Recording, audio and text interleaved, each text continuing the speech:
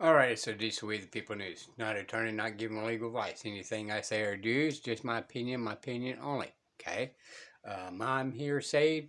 This is idiot box hearsay. Attorneys hearsay. Judges a hearsay. Do your own research. Arm yourself with knowledge, people. Okay? Um, this kind of hits into, we always talked about jurisdiction, subject matter jurisdiction, personal jurisdiction, AMRAM jurisdiction. And we've seen a couple of videos of the 14th Amendment, what it says, and how we became uh, a U.S. citizen. And before the 14th Amendment, we were state citizens and all this kind of stuff. And back then, before the 14th Amendment, we had common law jurisdiction, and even some courts after that was common law as well. And this kind of brought up this section here, right? Today, we see everybody in there being a U.S. national, or which I don't believe in, by the way. We have a constitutional right. We have right to stand on it. You don't need to be a national of anything. Okay, you just stand on the Constitution. It's just plain out simple.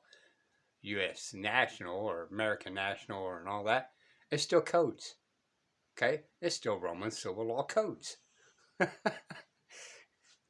I, I, I don't understand that part. Okay, I do like what they're saying, and I don't dig deeply in there because I'm still standing as a man, one of the people, on top of the Constitution. Okay, so that gives me even more authority than the national does. Okay, back to what I was saying. But we hear also common law, we hear Roman civil law, and then we also hear amity maritime. But when you go in there and you challenge jurisdiction in the courts, uh, okay, so you may or may not have personal jurisdiction, AMRAM jurisdiction, and all this. But now we're going to have to talk back in which one jurisdiction we're talking about: common law, Roman civil law, or amity maritime. Okay, because you're blending all these together. What do they call that when they start doing things like that? Absolute vague and ambiguous. Absolutely.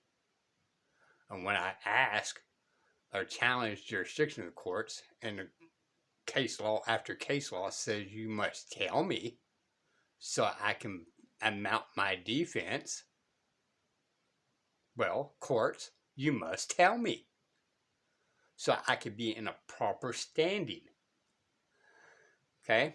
MRAM jurisdiction is kind of evil base anyway. It's dishonorable. Facebook, dishonorable. They put you in a quasi contract or one party contract. Well, that's not real contract. Real contract is a mutual agreement between two parties negotiating, not forced into to get something that you may want. Okay? Kind of like YouTube. Let's go. Okay, so picture this. You're cruising down the highway, maybe pushing the speed limit a little, and suddenly those flashing lights are in your rearview mirror, and you think, ugh, this ticket's gonna hurt. But have you ever stopped to think, wait, how can they actually make me pay this? It might surprise you that this gets right to the heart of legal power jurisdiction. And that's exactly what we're diving into today. We've got these incredible court transcripts where the accused challenges the court's jurisdiction in a way that'll make you see everyday laws in a whole new way. What's fascinating here is that this isn't about guilt or innocence at the outset. It's about the very foundation of a legal system's authority. And the accused lays out this surprisingly clear argument, breaking legal jurisdiction into three main areas. First up, common law. They describe it as the law of the damaged party. Essentially, you're free to make choices, even foolish ones, as long as you're not harming anyone else. That's a key point. Under common law, there has to be a demonstrable victim, someone who has suffered a tangible loss or injury. Right, and they give this great example. She's giving another example, but I'm going to give mine as well. If I was a drug user, okay, if there's no injured party and I'm just, using it from my behalf, it's none of their business. Hell versus Hinkle, okay? It's none of the concerns. And when I went and paid for the product, I made a contract agreement with another man or woman. So I can get something I want. They get something what they want. Hal versus Hinkle again. They need to butt out. It's a private contract. A little lady selling goods on the side of the street. Well, that's between me and the little lady. Okay? She's got something I'm interested in. She wants something. We do an exchange. That is a private contract. Hal versus Hinkle. Government has no business in there. So, where did they give that lawful authority to break mine and her or the dealer's contract? Where's the jurisdiction in that? Seatbelt laws. They argue that not wearing a seatbelt might be risky, but under common law, it's your risk to take. No damaged party, no crime. Exactly. Which brings us to the second type of jurisdiction, equity law. Unlike common law, equity law focuses on agreements and obligations, think contracts. If you break a contract, a court can compel you to fulfill your end of the bargain, even if no direct harm has occurred. So it's less about punishment and more about making sure promises are kept. Precisely. And this is where the accused draws a sharp distinction. They argue that since there's no contract you've broken by not wearing a seatbelt, seatbelt laws can't fall under equity law. Clever. Right. Isn't that interesting? Now, that being said, even if that's the case, let's go with a car wreck. Okay? Well, I caused you harm. In common law, I must give you a remedy. Okay? But it's still none of the state's business unless I've destroyed some of the state's property. Like if I ran into the police station or something like that. Okay? It's none of their business. Unless me and that man or woman has an issue of settling the matter, then they can take me to the courts to have me pay for their loss and damages and give them remedy. But what do? Oh, you violated one of our rules, so this little peon that you called injury to, it's none of my business. Okay, you just go brush to the side, and we're going to collect revenue and put you in prison camp, create a extortion racket, and you may be able to bond out, and there we go. Then I go fill out and set out my sentencing, turn around, and now once I get out, then who can come in and actually sue me? The true injured party could come back and sue me and get remedy. Okay? Well, I am led to believe and do believe the reason why common law exists in this country is so the states or this country stays out of we the people's affairs and out of our private contract between one another. The other person needs to come and put me in court where it can give me remedy, where I can perform remedy for them and get some type of mutual agreement with the courts. Okay? Since there is an injured party, there's actually subject matter jurisdiction. There's actually personal jurisdiction because there's actually a victim. Subject matter jurisdiction and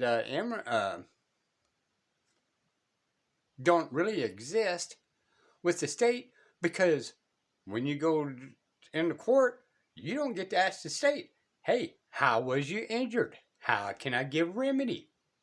Right? They just say, well, there's a $200 fine or, you spend some time in jail, whatever. But I don't get to still confront my accuser, which is what?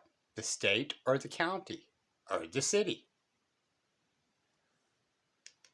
But then things get really interesting because this is where they introduce the third type, Admiralty/Maritime Law. Now, I'll admit, when I first heard Admiralty Law, I thought, what does that have to do with me?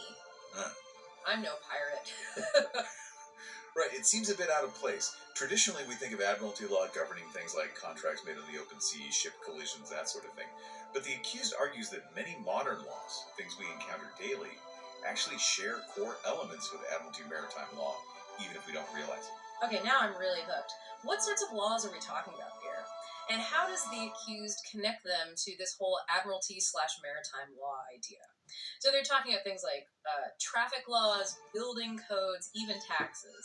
The accused claims these fall under admiralty maritime law because they all involve some element of compelled performance. Like, There you are. Compelled conformance. Okay, so your property tax, they say it's a debt, but when you actually talk to the courts, they sit there and argue with you it's not a debt. Okay? And now you and the judge will sit there and argue about it all day long that it is a debt, and the judge is going to tell you it's not a debt and all that. Well, how is it not a debt? Because you are obligated to pay it. It's not volunteering, it's obligations. They don't let you know this because technically it's supposed to be volunteering.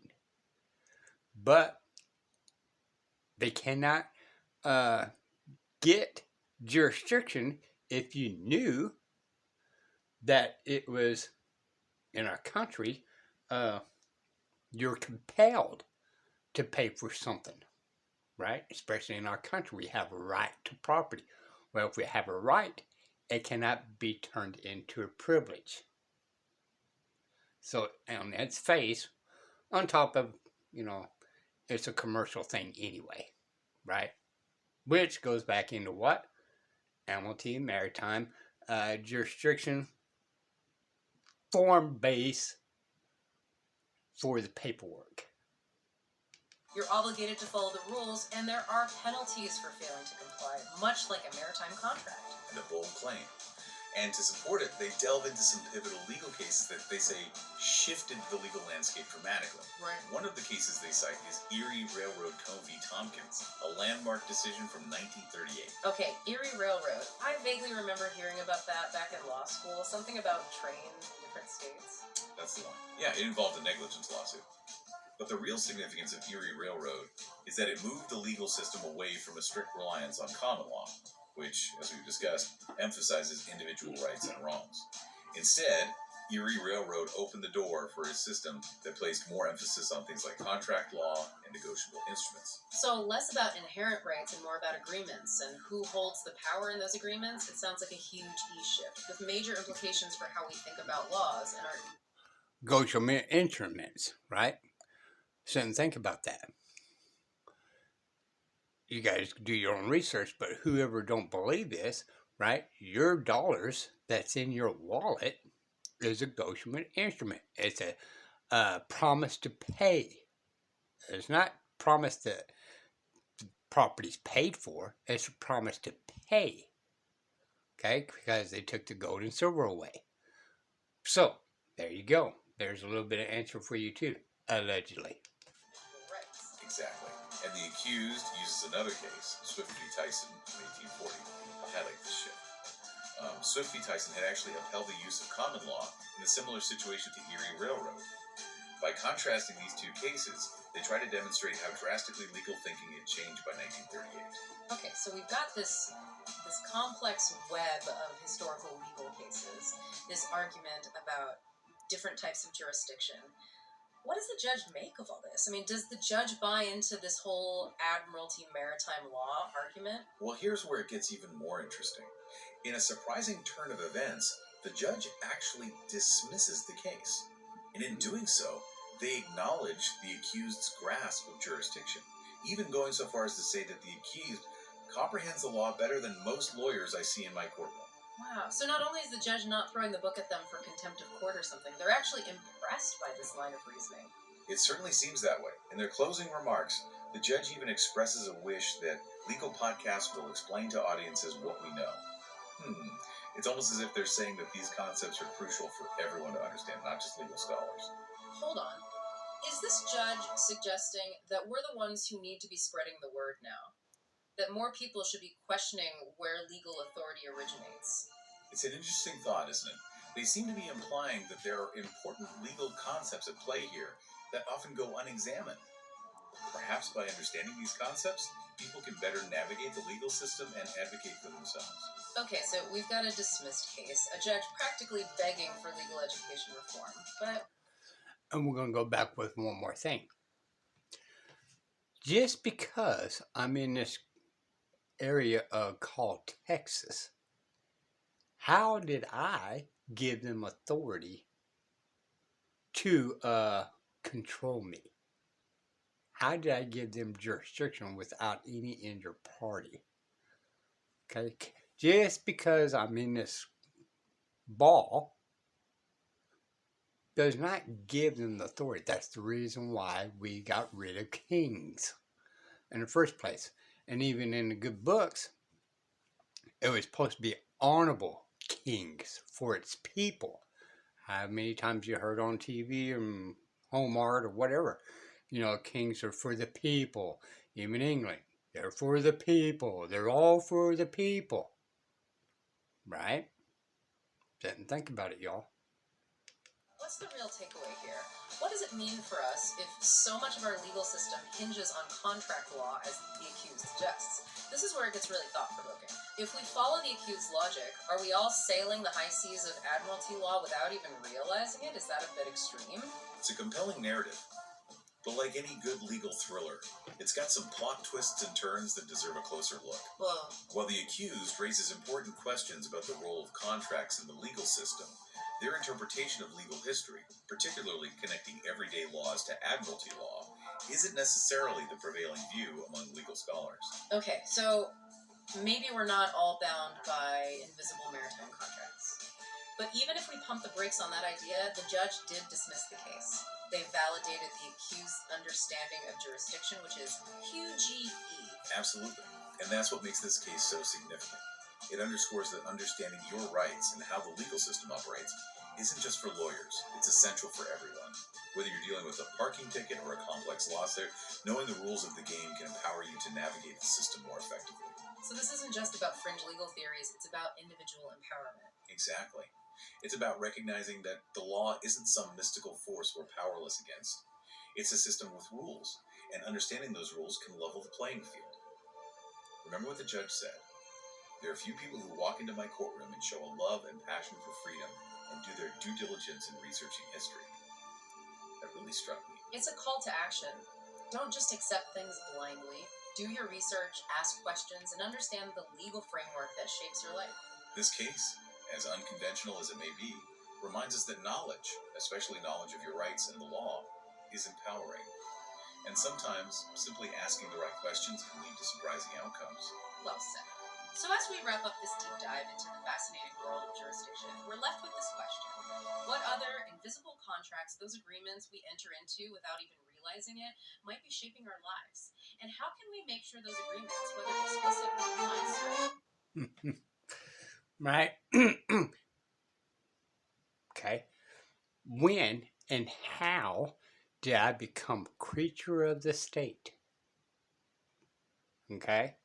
When and how did I become creature of state to give this court such jurisdiction if you ever going to tell me the matter of the jurisdiction and that you don't have magical powers, right? There's got to be some form of it. And you must clearly establish it to me of which jurisdiction. If you cannot do that, then it's null and void on its face. Okay? Just saying. I don't know, people. It's just questions. Right? And we always got to do what? Never look straight forward. Always look around us to be able to protect ourselves by any means necessary. I hope it gives you guys a thing to kind of step outside the box and think about things. Just because I live in Texas, how did they get this magical powers to be an authority over me when in fact I am one of the people and I have authority over them? Till next time. This Week People News. Bye, y'all.